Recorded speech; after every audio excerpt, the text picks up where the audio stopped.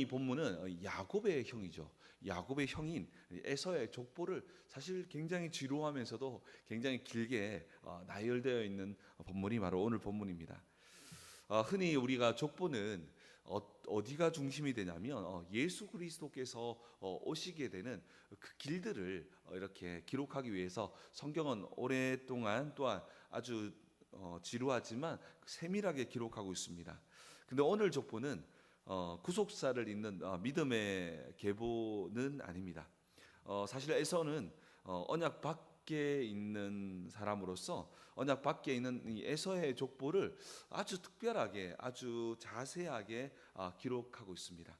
성경은 이 언약 중심의 기록을 하고 있습니다.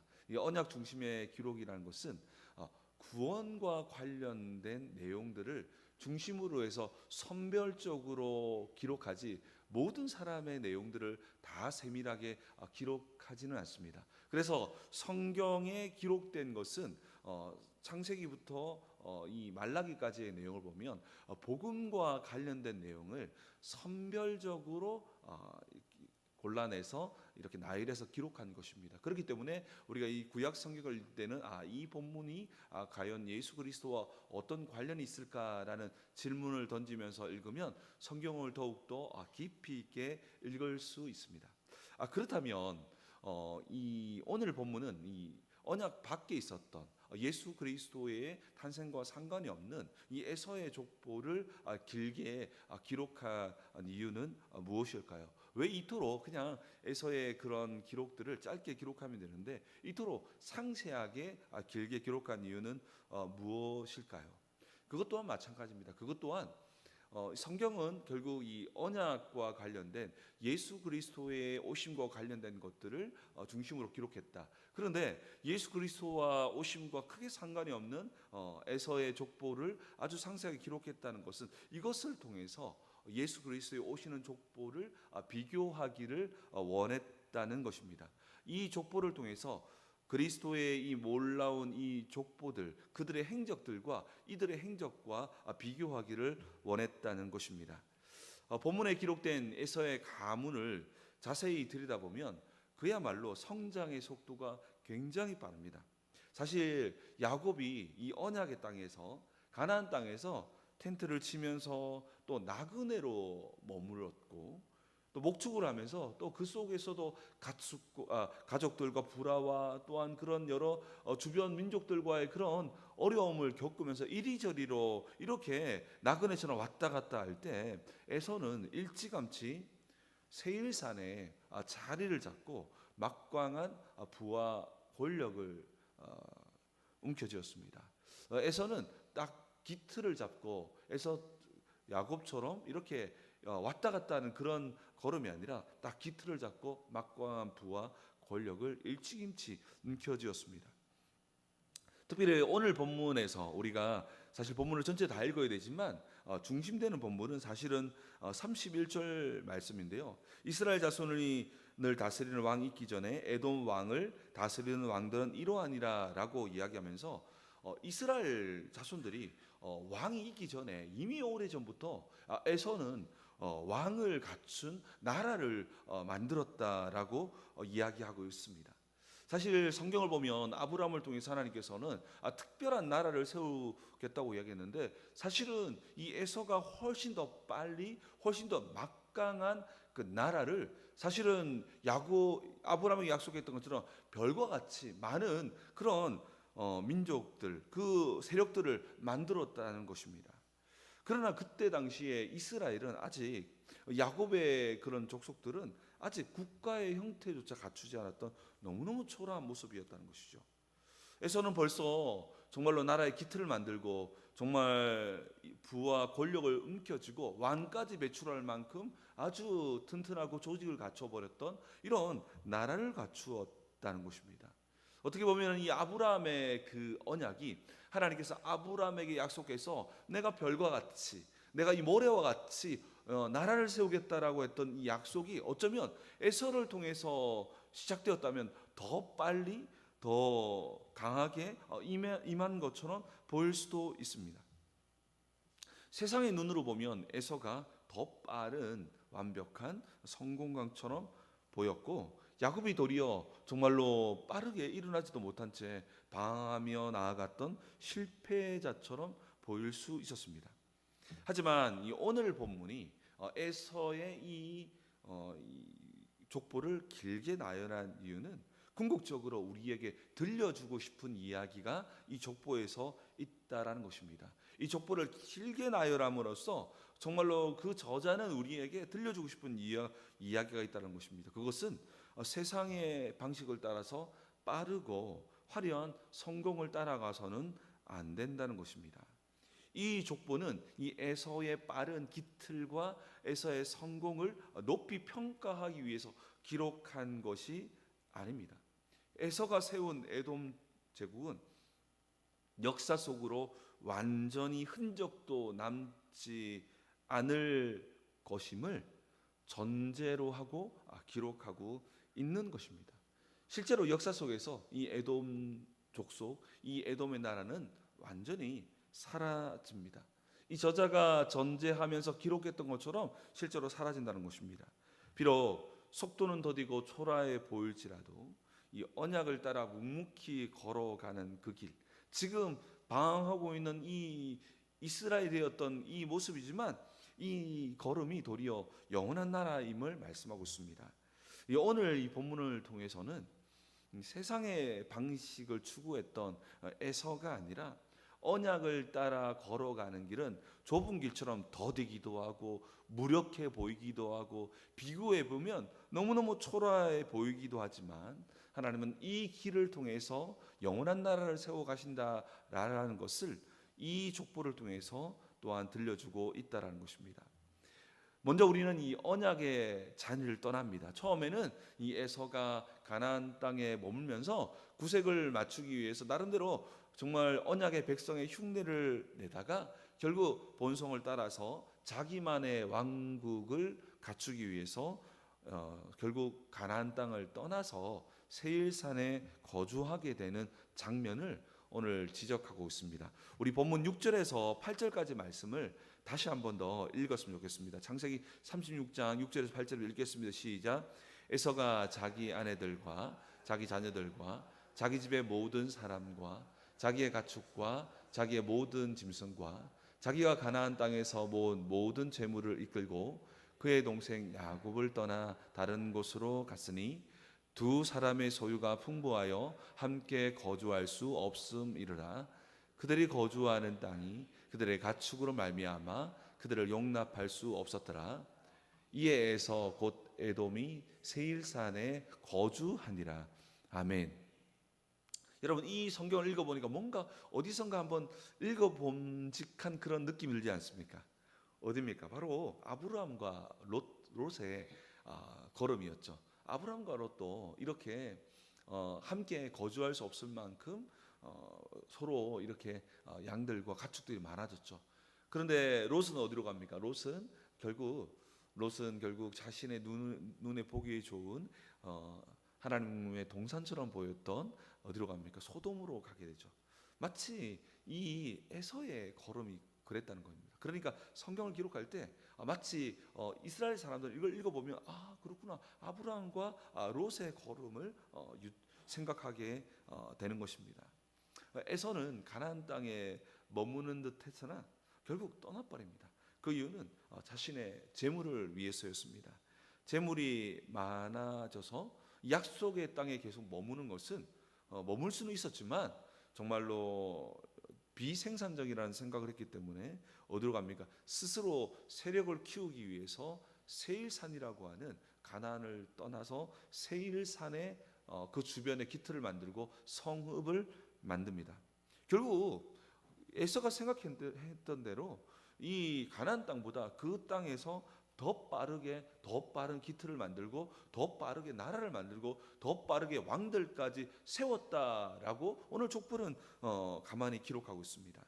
이것은 성경은 또 하나 어떤 모습을 생각하게 만드냐면 이것은 마치 롯의 걸음과 같았다는 것입니다. 풍요로운 소돔을 따라서 걸어갔던 롯, 실제로 그 걸음은 롯은 처음의 부분들을 많이 기록하고 있지 않았지만 롯은 처음에 그 소돔 땅에 가서 빠르게 재물이 늘어나고 또 풍요로운 삶을 살게 되어집니다. 세상의 방식을 따라갔던 그들의 걸음이었다는 것이죠. 그래서 그들은 빠르게 그들만의 나라를 세워 나갔습니다. 우리 31절 말씀을 우리 한번 같이 읽어보겠습니다. 창세기 36장 31절 말씀을 읽겠습니다. 창세기 36장 31절입니다. 읽겠습니다. 시작. 이스라엘 자손을 다스리는 왕이 있기 전에 에돔 땅을 다스리던 왕들은 이러하냐. 그러니까 이 성경은 이걸 말하기를 원합니다. 이스라엘이 너무 더디고 너무 초라하고 너무나 부족함이 가득했다. 그리고 도리어 이 에서가 더 빠르고 실제로 인간적인 방법과 그렇게 갔더니 세력도 만들고 이와 같이 왕들이 이스라엘 자손들이 왕이 생기기 아주 오래전부터 에돔 땅은 왕으로 통치하는 나라였다라고 이야기하고 있습니다. 이것은 이 나라의 위대함을 말하는 것이 아니라 이름에도 불구하고 이 나라가 허망하게 무너지게 될 것임을 이야기하고 있는 것입니다. 에서는 세일산에 정착한 후에 에돔 제국을 세웁니다. 이때 이스라엘은 어떤 상태였냐면 아주 나라도 세워지지 않아서 왕이 있기 전이었죠. 아직 사사 시대도 거치지 않았던 그런 시대였습니다. 이와 같이 세상의 속도는 굉장히 빠릅니다. 에서의 걸음은 굉장히 빠르고 굉장히 화려하고 또 굉장히 무언가 있어 보입니다. 하나님이 없는 인생은요, 때로는 훨씬 더 빨리 성공하고 더 빠른 것처럼 보여집니다. 그런데 오늘 이 에서의 성공 같은 이 족보를 기록한 이유는 성공했다라면 기록하지 않았을 것입니다. 이것은 반면의 교사와 같이 정말로 이 에서의 족보는 결국 화려해 보이지만 결국 멸망하게 된다라는 것을 암시하고 있습니다. 에돔 제국은 결국 역사 속에서 어떻게 됩니까? 선지자들이 또 이후에 예언합니다. 에돔의 나라는 망하게 될 것이다. 실제 역사 속에서 바벨론의 침략에 의해서 국력을 정말로 잃고 쇠퇴하기 시작하면서 아라비아 광야에서 몰려들었던 나바테아인이라고 하는 이 족속에게서 이제 쫓겨나서 밀려나서 유대 남부에 있다가 유대 남부에 지내다가 우리가 들음집했던 이 헤롯 왕가가 이 에돔 족속의 가문입니다. 잠깐 뭔가 힘을 발휘하는 듯 했으나 그 끝은 AD 70년에 로마의 침공에 의해서 그 이름조차 완전히 사라져버리게 되어집니다. 지구상에서 정말로 완전히 사라지게 된다는 것입니다. 스스로 왕이 되려 했던 제국의 결말이었습니다. 언약 안에 머물렀던 야곱의 길은 어땠습니까? 속도도 느리고 실패투성이었고 무기력해 보였고 비효율적이 보였습니다.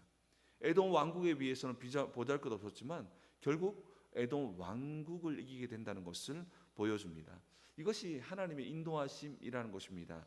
초라해 보이고 속도는 느리지만 그 걸음 가운데에 영원한 나라가 있다라는 것이죠. 그렇기 때문에 오늘 이 본문을 통해서 우리가 언약 안에 하나님 안에 하나님의 인도 안에 거하는 좁은 길을 걷는 것이 결국 승리임을 깨닫는 우리 모두 되었으면 좋겠습니다. 오늘 말씀을 통해서는 이 언약 안에 머무는 자와 언약 밖에 있는 자의 모습을 말하는데 사실 그 모습만을 말하는 것은 아닙니다. 단지 그 모습을 비교할 때는 언약 밖에 있는 자가 더 나아 보입니다. 더 빨라 보입니다. 그런데 우리가 꼭 기억해야 할 것이 있습니다. 무엇입니까? 그러나 결국 끝이 다르다는 것입니다. 끝이 다르다는 것입니다. 아직 끝나지 않았다는 겁니다. 결국 끝이 다르다는 것입니다. 언약을 떠나서 세상을 향해 걸었던 에서는 성공하는 듯 보였으나 그 제국은 그 끝이 결국은 완전히 사라져버린 나라에 불과하다는 것입니다. 처음에는 이스라엘과 비교할 수 없는 강한 나라였지만 정말로 이스라엘을 완전히 능가하는 나라였음은 분명합니다. 그러나 이스라엘에게는 하나님이 함께하셨고 에돔과는 함께하지 않았습니다. 시간이 지나면 지날수록 결국 어떻게 되었습니까? 결국 초라해 보였던 이 이스라엘이 에돔을 능가하는 승리를 거둔다는 것을 보여줍니다. 이것이 바로 하나님이 함께하는 자의 모습이라는 것입니다. 지금 당장의 성공과 화려함을 쫓아가면 당장은 실제로 화려해지고 성공하는 것처럼 보입니다. 언약 안에 머물고 있다는 것은, 하나님의 말씀을 따라간다는 것은 때로는 비좁고 좁고 험악하고 비효율적으로 보일 때가 참 많이 있습니다. 그러나 우리의 걸음이, 언약 안에 있는 걸음이 비록 더디고 답답할지라도 진정한 승리는 이 좁은 길 안에 있다라는 것입니다. 오늘 이 족보는 이것을 드러내기를 원하고 있는 것입니다. 에서의 족보는 이스라엘과 비교할 수 없이 강력한 제국을 세웠지만, 세상의 눈으로 볼 때는 성공처럼 보였지만, 성경은 다른 측면, 이것은 하나님을 떠나서 영적으로 죽어 있는 세상에 불과하다는 것입니다. 반면에 흉년과 환난 속에서 여전히 방황하고 있는 야곱의 길이었지만, 인간적으로 볼 때는 너무나 초라해 보였지만, 야곱에게는 하나님의 언약이 있었기 때문에 그 보잘것없고 세상에 보기에 초라하게 없었던 그 야곱의 족보를 통해서 온 인류를 구원할 예수 그리스도가, 만왕의 왕이, 영원한 나라가 임하게 된다는 것입니다. 이것이 바로 하나님 나라의 비밀이라는 것입니다. 그러므로 사랑하는 성도 여러분, 우리는 하나님의 언약 안에 거하는 삶을 살아야 합니다. 그럴 때에 의문이 들 때가 있습니다. 내가 가는 길이 과연 바른 길일까? 이렇게 내가 이렇게 어려움을 당하고 이런 고통을 당하는 이 길이 과연 바른 길일까라는 생각이 들 때가 있을 것입니다. 그러나 오늘 성경이 우리에게 들려주는 이야기는 비록 더디고 초라해 보이고 세상 사람들이 볼 때는 너무나 비효율적인 걸음이지만, 하나님이 함께 하신다면 결국 그 걸음을 통해서 그 끝은 하나님의 영광을 드러낼 줄 믿습니다. 성경에 보면 다윗과 사울을 한번 생각해 봅시다. 사울은 사람들이 좋아하는, 사람들이 열광하는 넓은 길로 나아가려고 합니다. 사울은 처음은 하나님을 잘 섬겼던 왕이었지만 시간 지날수록 사람들이 좋아하는, 세상이 좋아하는 세상의 방식으로 넓은 길을 선택합니다. 하지만 다윗은 하나님의 언약을 따라서 좁은 길을 선택합니다. 사울이 자기를 죽이려고 했을 때에 사울을 죽일 수 있는 길이 있었습니다. 그러나 다윗은 하나님께서 기름 부음 받은 자를 어떻게 손댈 수 있냐라고 하면서 끝까지 하나님의 언약 안에 거합니다. 하나님의 언약 안에 거했기 때문에 그 도망자의 시간은 훨씬 더 길었고 어려운 시간들은 훨씬 더 길었습니다. 너무나 비효율적이었습니다. 그러나 시간이 지나고 났더니 결론적으로는 하나님은 다윗이라고 하는 그 초라한 인생을 통해서 정말 이스라엘의 위대한 왕으로 세울 뿐 아니라 영원한 그리스도의 나라, 영원한 나라를 그 인생을 통해서 세워 나가고 있다는 것입니다. 우리 시편 37편 7절 말씀에 이렇게 말씀하고 있습니다. 여호와 앞에 잠잠하고 참고 기다리라. 자기 길이 형통하며 악한 궤를 이루는 자 때문에 불평하지 말지어다. 우리 인생을 살아가다 보면 예수와 믿는 사람들이, 때로는 불법을 행하는 사람들이 더 막강한 제국을 만들고 더 성공하는 것처럼 보일 때가 너무나 많습니다. 그럴 때마다 우리는 왜 하나님 믿는데 이거밖에 되지 않습니까? 라는 이런 불평이 흘러나온다는 것입니다. 성경에 보면 많은 믿음의 선진들도 이런 질문을 던져, 왜 악한 자가 더 잘 됩니까? 라는 질문을 던졌습니다. 그런데 성경이 오늘 들려주는 이야기가 뭐냐? 자세히 보라는 겁니다. 자세히 보라는 이유가 뭡니까? 이 에돔의 족보를 자세히 보라는 겁니다. 왜 자세히 보라고 합니까?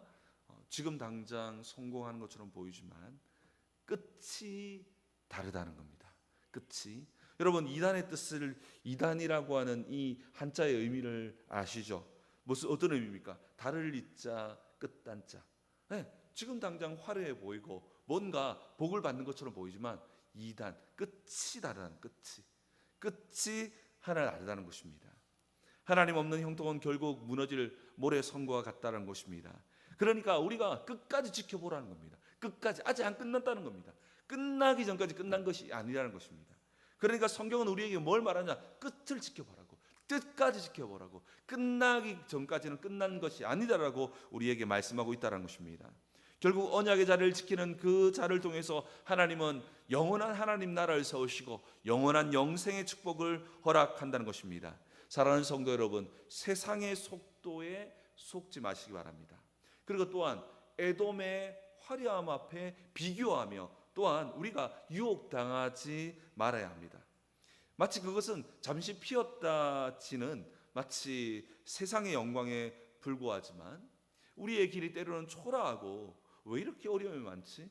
이런 모습을 가지고 어떻게 살아갈 수 있지라고 하면 그런 좁은 길이 우리의 삶이 펼쳐진다 할지라도 하나님은 이 초라하고 부족한 우리의 인생이지만 부족했기 때문이 아니라 우리가 언약 안에 거했기 때문에 우리가 하나님의 자녀이기 때문에 결국 영원한 축복이 우리의 삶을 통해서 이루어질 줄 믿습니다.